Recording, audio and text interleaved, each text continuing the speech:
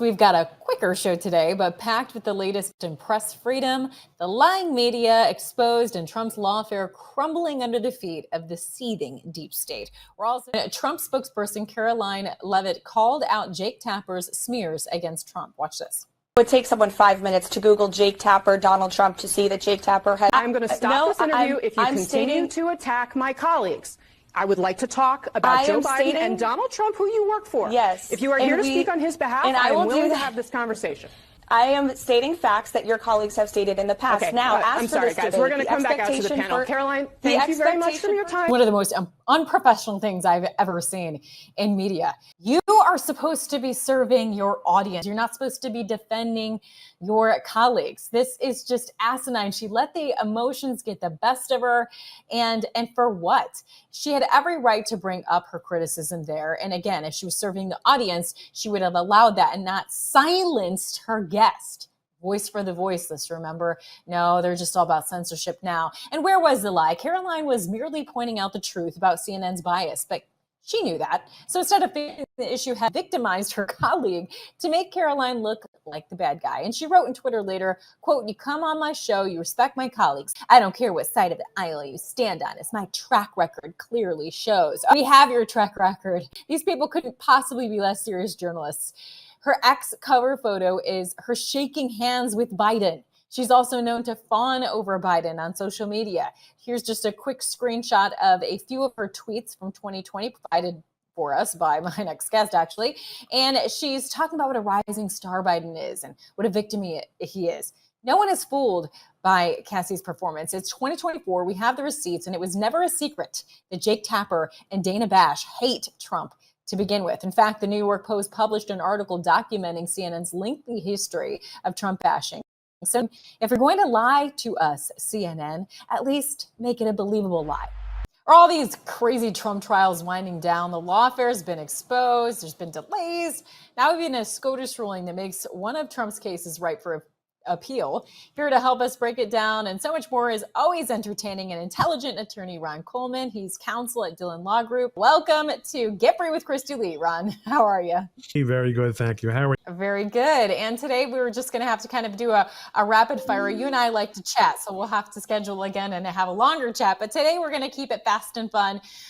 First, wanted to address all this media nonsense surrounding the Trump debate. I noticed that you had shared, and since I talked about it earlier, you had shared Cassie, or is it Casey or Cassie? I don't even know because I don't watch her on CNN, and how she cut off her guest. It was just absolutely insane. What did you think about that?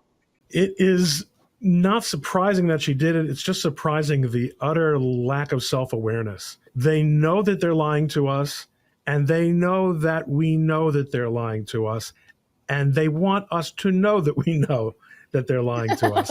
That's how bad it is. Yeah, absolutely. So coming to this, I feel like it's like she seemed like she was about ready to cry. And so part of me thinks that they're just completely losing it. I mean, she really did. It was wild to watch. Part of me thinks it's just they can't handle all of their attempts to defy Trump and to make him not succeed have only made him stronger. He's going to be ripe for appeal on this stupid hush money fabricated case. What do you make of this with Jack Smith and Aileen Cannon? I mean, it's been laughable to see the media say that she's biased. Are you kidding me? All these other cases of biased judges, and you're going to focus on her. What? This is the first judge who has taken seriously the possibility that Donald Trump might be entitled to be treated at least as well as any other criminal defendant under the Constitution and under the laws of the rules of criminal procedure in a federal case. She's not bending over backward for Trump. She's just treating him the way any criminal defendant is entitled to be treated.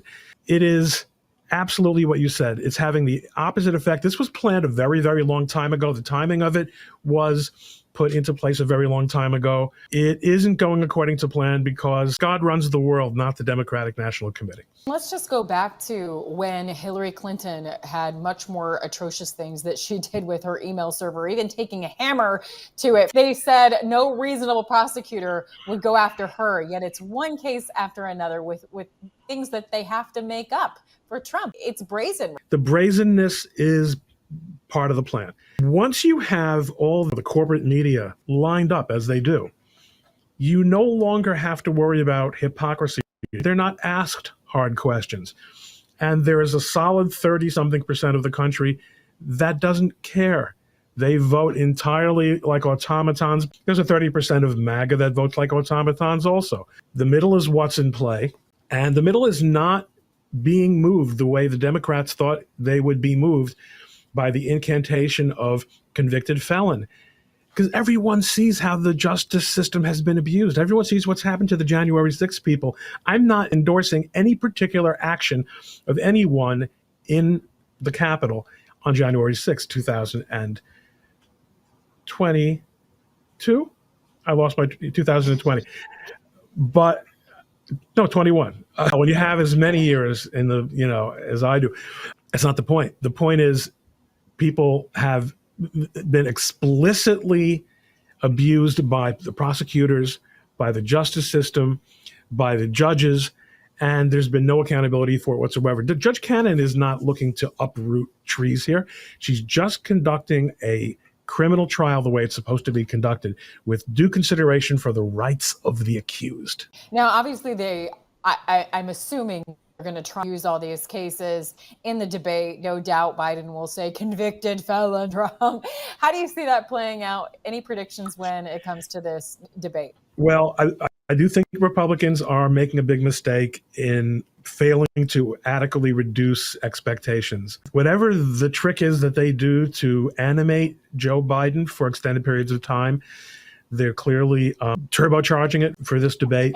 I'm not saying that I'm not going to be fascinated to see how they wind him up for this, but yes, he's going to be fed lines. He's always been fed lines. He's always been very good at reciting lines back.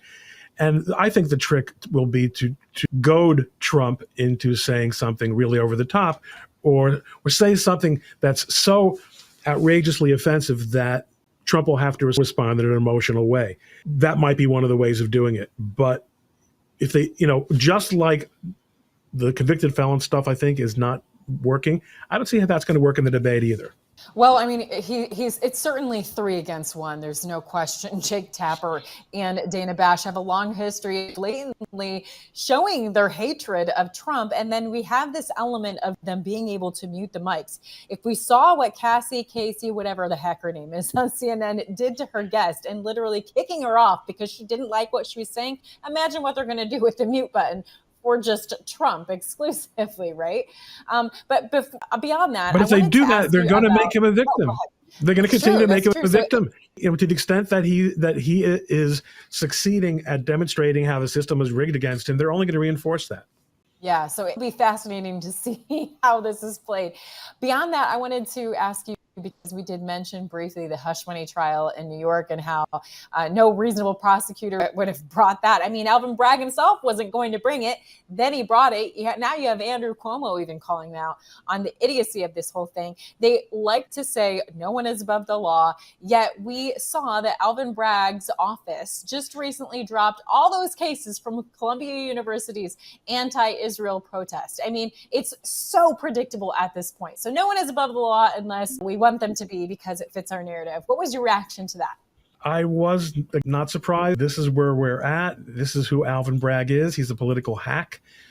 The justice system is absolutely stacked in favor of left-wing activism and against conservatives merely doing business.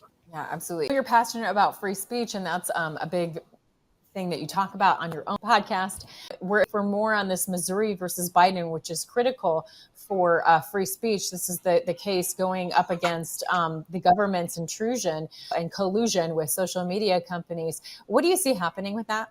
It's pretty clear they're going to rule against the government. And I've got a stake in that case as well. We represent Ryan Handley, DC Drano. We represent DC Drano, who has a case, a cert petition pending in the Supreme Court, which has apparently been put aside, and we'd like to think it's being put aside pending the resolution of this case. Same exact issue, except that it involves state governments and not only federal government. One of the most important decisions that we are going to hear about for decades. It's of critical importance.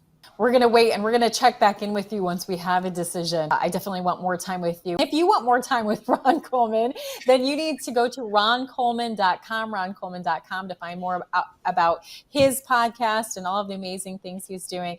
I thank you so much for coming on with me. I know we had to make it fast today, but we look forward to having you back really soon. Worked out great. Good talking to you.